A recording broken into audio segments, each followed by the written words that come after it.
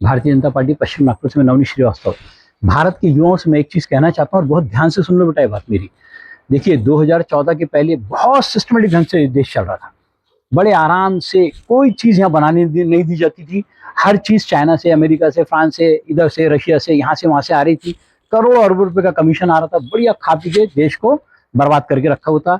100 में से एक आध जन का काम कर तो 95 माल अंदर। 2014 के बाद में मोदी जी की भाजपा राज आया, एक देवता तुल्य व्यक्ति का राज आया। अब तकलीफ यहाँ शुरू हो गई।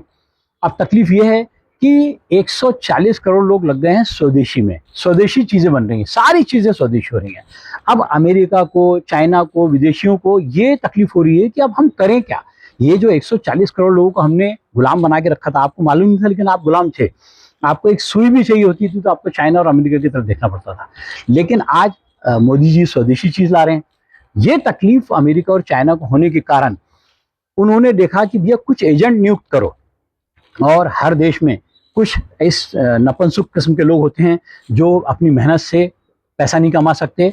उनको यही शॉर्टकट रास्ता भी बताओ क्या करना है, हमको मतलब नहीं देश पे इसका असर क्या होगा। ऐसे ही लोगों में एक, आपने सुना होगा दिल्ली में एक साधु संत बन के आया था, बहुत प्रचार किया, बहुत किया, हजारों करोड़ अंदर किए, जाके बंगले बना के अरबों खरबों खा के बैठ के अपने मजे कर रहा है। इसी तरह अमेरिका ने, चाइना ने एजेंट छोड़े हुए, जिसमें से एक दिप्के, अभिजीत दिप्के, अमेरिका से आया हुआ व्यक्ति और उसके दो साथी। मैं निश्चित तौर पे, मुझे ऐसा महसूस होता है कि ये अमेरिकन एजेंट हैं। ये देश को बरगला के, ये देखिए इनकी पॉलिसी क्या है। सिर्फ इनका एक उद्देश्य है कि मोदी जी आज जिस एज में हैं, 10 साल 15 साल और कितना खींचेंगे मोदी जी, कितना और कर लेंगे, कोई ना कोई तो चेंज करना ही पड़ेगा। उनका उद्देश्य सिर्फ यह है कि मोदी जी का जब तक राज है तब तक देश को दंगों की आग में झोंक दो, इनका समय खराब कर दो। जो स्वदेशी चीजें बन रही हैं जिससे कि देश विकसित होगा, पूरा देश का पैसा देश में रहेगा, हम विदेशों पे डिपेंड नहीं रहेंगे, सारी चीजें हमारी यहाँ हो जाएंगी। ये चीज रोकने का प्लान है। और ये हम सब मूर्ख लोग हैं जो इन लोगों की बातों में आके अपना समय, अपना कीमती समय, अपना दिमाग, अपना परिवार बर्बाद कर रहे हैं। मैं आप लोगों से रिक्वेस्ट करता हूँ, युवाओं से, युवतियों से रिक्वेस्ट करता हूँ, प्रार्थना करता हूँ कि गौर कीजिए कि मोदी जी क्या चीज हैं, क्या किस तरफ ले जा रहे हैं देश को, और ये लोग कहाँ ले जा रहे हैं।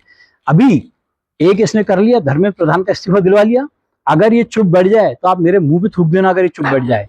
इसको ऑर्डर मिला हुआ है कि मुद्दे लेना है, फटाफट मुद्दे लेना है, दूसरे मुद्दे लेना है, किसी भी तरह से युवाओं को लगा के दंगे करवा देना है। दंगा हो गया 10-5 साल देश में, अगर लपड़े लोचे हो गए, उतना मोदी जी का समय निकल गया। जो देश को विकसित करने के लिए जो समय लगने वाला है वो बर्बाद करने की प्लानिंग है। आप लोगों को आपके माँ बाप की कसम है जिन्होंने बड़ी मेहनत से आपको पाला है, किसी हरामजादी की बात में मत आओ। अपने देश, अपने पितामह जैसे एक आज व्यक्ति देश को चला रहा है, उनकी बात पे गौर करो।